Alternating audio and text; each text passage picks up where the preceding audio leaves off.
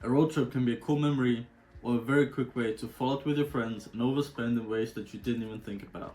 But in my last video I showed why road trips can actually be a legit alternative to overpriced flights, especially if you're traveling in a group.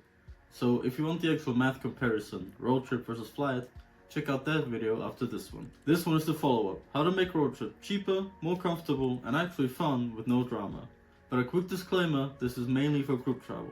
If you're solo, the vibe can still be great, but the money savings just won't be the same. And at the end, I'll give you a simple road trip agreement blueprint that will prevent most fights from happening before they even start. Think of a need for 4 things on a road trip: a money system, a comfort system, a fun system, and a drama prevention system. And I'll cover all of these today with 5 tips each. So let's get through it. Chapter 1: Saving money. So starting off with tip number 1, the most obvious one. For as long as it's possible, stick to just one car. 3 to 4 people in one car. As soon as you split it up into 2 cars, pretty much all the expenses double. Fuel, tolls, parking, and also driver exhaustion because you just have less drivers to rotate through in each car. Moving on to tip number 2. For overnight stays, sleep 15 to 20 minutes outside of city centers. Your stops can be a great way to explore an extra city and add excitement. But for accommodation, it's gonna be best to pick ones a little outside the hotspot, because you get a cheaper stay at practically a very small compromise, since you're gonna be mobile with your car anyway. Not only that, in less crowded places, you have a better chance of either getting free parking at your accommodation or just finding cheaper parking than in city centers. Now to tip number 3. Instead of getting your food, your snacks and your beverages for almost double the price at the gas station, plan at least 1 supermarket stop per day, preferably before departure or upon arrival at your next stop. But of course, you can also just look up supermarkets near highway exits in case you need something on the road. Trust me, the small detour will cost you not nearly as much as the extra you pay at a gas station. Also, if you have the free space in the car, consider bringing a cooler bag to keep your food and your beverages cold. Tip number 4, tying into the last one, fill up on gas in towns instead of highway gas stations, as once again you're just going to be paying significantly more for your fuel on highways at virtually no benefit. Also, if available, use cruise control, as preventing constant slowing down and accelerating is going to reduce your fuel usage and therefore save you money.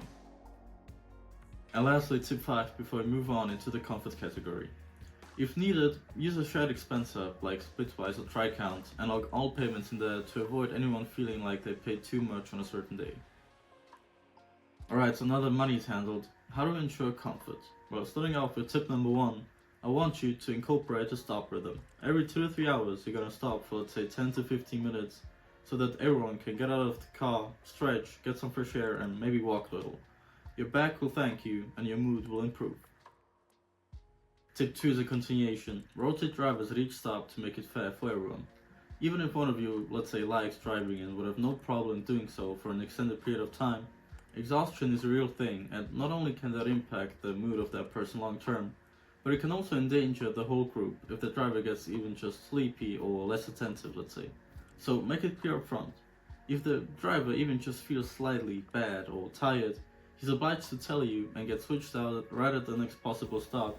Put the ego aside, guys, this is about safety. Tip number 3, consider packing a small kind of comfort kit, a neck pillow, maybe even a lumbar support for your back. And if you don't want to spend money on that, a rolled up hoodie is gonna do also, and after 6+ hours of driving, your back will thank you. Additionally, you can also bring sunglasses, maybe wet wipes to remove any food residue from your face or your hands, or just get refreshment, and maybe even a blanket. Tip 4, bring a phone mount so the driver can see the map at any point in time without someone having to hold the phone for him. Also, highly important, remember to bring chargers and power banks. No one wants to run out of battery and have no option to recharge his phone. And also, trust me, you want to have more than one power bank so you don't have arguments over who has the lower battery charge. Best case, everyone just has their own. And lastly, for the comfort section, tip number 5, make sure you have the car organized. Have a day bag for everyone to put their stuff into, charger, snacks, hoodie, drinks, etc. And also have a trash bag to avoid trash and crumbs being spread out all across the car. Now, not only is this gonna make the whole trip a lot more enjoyable, it's also gonna prevent the driver from crashing out because his car looks like a bomb has hit and he feels like he has to spend more on cleaning the car than he has spent on the trip. Okay, so you're comfortable now. How do we prevent boredom and also make the whole thing a lot more enjoyable? Tip number 1. Set up a DJ program, for example switching DJs hourly. Also have 2 or 3 no-skip songs that the current DJ can claim at any time, so everyone feels incorporated. This also prevents arguing over who can put in the music, as it's just agreed on upfront. Tip number 2. Set up a kind of insider game where you rate or rank each stop you make.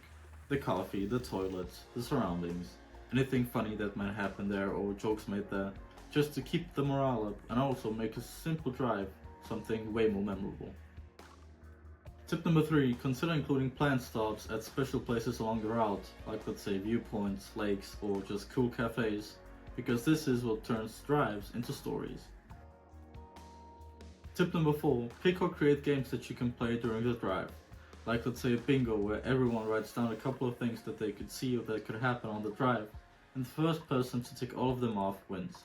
Examples for this could be seeing a police car, seeing a funny bumper sticker, seeing someone eat or use their phone while driving, or even one of you asking when you're gonna arrive. Be creative and make it fun. Something else that could keep you busy is trying to get from A to Z with words you can see on signs. The first one to get through the whole alphabet wins.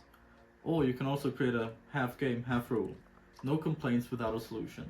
So a rule where if anyone wants to complain about something, they have to provide right away a solution to the problem, or you simply don't address it. This helps to reduce negativity. And to the last tip in this section, similar to the first one, create a road trip playlist where before departure everybody, let's say, adds in 10 songs, once again to avoid anyone feeling underrepresented. Now to the part that will help you avoid chaos, fights and bad moods. Let's look at the issues you can face. Issue number 1, money drama. Someone feeling used can be avoided quite easily by just using the expense splitting apps mentioned before to ensure equality. But also, decide up front, do you split the fuel equally or does the driver, aka the one providing the car, pay less? Make sure things like this are settled before. Issue number 2, navigation arguing. Easy fix, just agree on one navigator, preferably the person on the passenger seat that the driver can fully count on. The rest can relax and don't give directions unless asked. Issue number 3, music fights. We've basically already fixed this. Have a DJ rotation, everyone gets a fixed amount of no skip tokens, plus you add in a commonly created playlist. Issue number 4, people needing too long during stops and disappearing. Well, just agree on a fixated leaving time, and if anyone comes too late, they pay the next round of coffee. Issue number 5, mood drops, exhaustion and fatigue. The fix, planned breaks and driver rotation, enough snacks and drinks, and an inventory of games to keep the morale up. So road trips are cheaper if you split smart, more comfortable when you rotate and brake, and more fun if you run it with a couple of simple rules. So if you haven't yet, go ahead and watch my recent video if you want the actual math comparison, flight versus road trip, in case you're interested. And if you want a part 2 of this with a couple more advanced tips regarding tolls and accommodation booking, make sure to like this video to show me you like this format. Thank you for watching.